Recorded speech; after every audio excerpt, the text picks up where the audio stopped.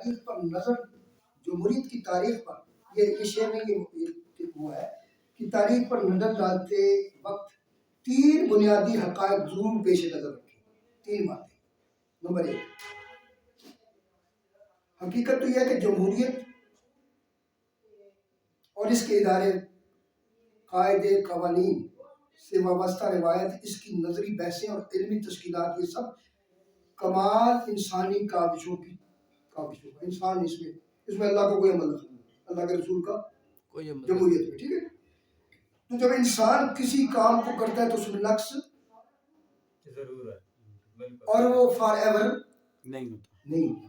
لیکن جب اللہ کوئی کام کرے گا اپنی مخلوق کے لیے تو وہ فار ایور ہوگا، اس میں نقص بھی نہیں، کیونکہ میرا رب میرا مالک و خالق ہے، اسے میری ضرورتوں کا میرے سے بھی زیادہ پتہ ہے، اور آنے والے وقت میں کیا ہونا ہے وہ میرا رب جانتا ہے. اس لیے وہ قوانین جو اس کے بنائے ہوئے ان میں غلطی کا اعتبار اور شائبہ نہیں ہوتی. اچھا جی، انسانی کاوشوں کا مضمون منت ہے، چنانچہ ہر انسانی ایجاد اور اختراع بلکہ جملہ انسانی کاوشوں کی طرح جمہوریت کی تشکیل و تعمیر میں بھی کمزوریوں کا احتمال موجود رہتا ہے. کوئی انسانی کاوش ہمیشہ کے لیے مثال ثابت نہیں ہوتی، کبھی مکانی تبدیلیوں کے نتیجے میں اور کبھی زمانی فاصلوں کے نتیجے میں انسانی کاوشیں مان پڑ جاتی. ٹھیک ہے جی.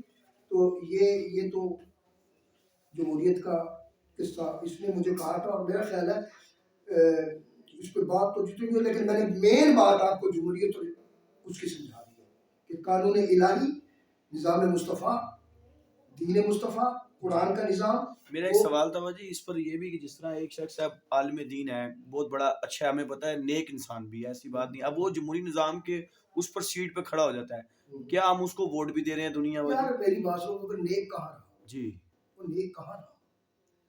اللہ کے مخالفین کے ساتھ ملا ہوا وہ نیک کہاں رہا؟ پہلے تو مجھے اس کی یہ بتاؤ نا.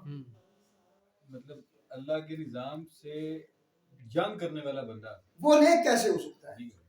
نمازیں جو ہے نا کسی شخص کی نیکی کا دلیل نہیں ہے. نا یہ جو ہماری اسلامی جماعت ہے لگتا ہے یہ جمہوریت کی بات کرتی ہے، جمہوریت کی بات کرتی ہے، خلافت کی بات، جمہوریت کی بات، خلافت کہیں نہیں بتایا کہاں ہے. خلافت کا کہیں نہیں، نام پہ ووٹ ضرور لیتے ہیں، اسلامی نظام کے نام پہ ووٹ لیتے ہیں، بات جمہوریت.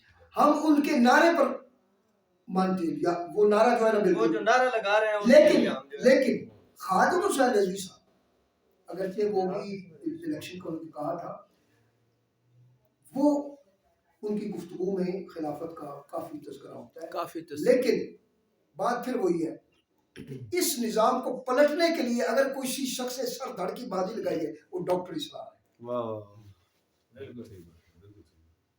تو اس میں عقائد کوئی معنی خیز رہتے ہیں یا نہیں؟ عقائد یار دیکھو نا میری عقائد جو ہے نا یہ کچھ ایسی چیزیں ہیں جہاں جھگڑا عقائد کا نہیں ہے. ٹھیک ہے نا. ڈاکٹر اسرار کے عقائد، ظاہر عقیدے سے بندہ کافر تو نہیں ہوتا. ٹھیک ہے. بہت ساری چیزیں دیکھنا یہ ہے کہ اس نے دو چیزیں بڑی اہم کی ہیں، ایک جہاد کے بارے میں. بے شک آپ کسی تقریر کو سنیں، وہ دیوبندیوں کی تقریر ہو، وہ مولانا فضل الرحمان کی تقریر ہو، دیوبندیوں کو بڑے بڑے عالم اٹھا کے دیکھ لیں، اہل حدیث کے بڑے بڑے عالم اٹھا کے لیں، بریلویوں کے بڑے بڑے عالم اٹھا کے دیکھ لیں، شیعوں کے بڑے بڑے عالم اٹھا کے لیں. کہانیاں انہوں نے بڑی رٹی ہیں، او بندے رلا کے اور یہ اچھال کے مار دیں گے، ایسی طرز لگائیں گے نا بندے کے دل نکل کے باہر آ جائے گا. کیا ہے ہمارے کتنا ہے، بریلویوں کو دیکھ لو، سوائے گانے کے اور کیا کرتے ہیں. جو بندی ہیں وہ اسی جھگڑے میں غیب نہیں اور یہ نہیں اور وہ نہیں. وہ جو اہل حدیث ہیں وہ ہاتھ باندھنے کے چکر میں لگے ہوئے ہیں، گٹے ننگے کرو جی، اور شلوار ادھر سے تھوڑی ادھر کرو جی، وہ اس چکر میں لگے ہوئے ہیں. صحیح کہہ رہے ہیں. بات یہ یار ہم اتنے ناقول ڈفر بندے ہیں، ہم یہی نہیں سمجھ رہے کہ یار یہ ہمیں لگایا کس نے اس طرف. آپ ہاتھ چھوڑ کے پڑھنا چاہتے ہیں، پڑھ نہیں. آپ کہاں منع ہے بتائیں، کدھر منع ہے؟ کفر ہے. آپ ہاتھ یہاں باندھ کے پڑھنا چاہتے ہیں، پڑھیں، کفر ہے.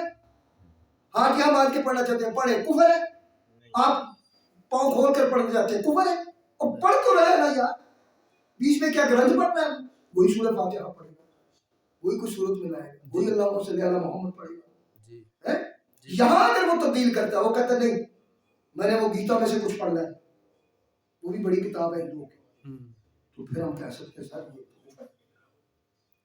وہ کہہ نہیں میں یہ سورہ فاتحہ کی بجائے کچھ اور پڑھتا ہوں، پھر وہ چاہے قرآن ہی پڑھے لیکن وہ ہم نہیں مانیں گے، وہ اپنی مرضی کرنا، اور یہ بھی کفر ہے کیونکہ نبی کریم کی مرضی کے اوپر مرضی کر رہا ہے۔ سرکار نے فرمایا سورہ فاتحہ کے بغیر نماز، ٹھیک ہے جی اب سوال یہ ہے کہ پاؤں کھولنا، ہاتھ یہاں باندھنا یہاں باندھنا، یہ جھگڑا نہیں ہے، چھوڑ دیں ان باتوں کو، کھلا چھوڑ دیں، کوئی بات نہیں یار، پڑھ یار اس طرح پڑھ،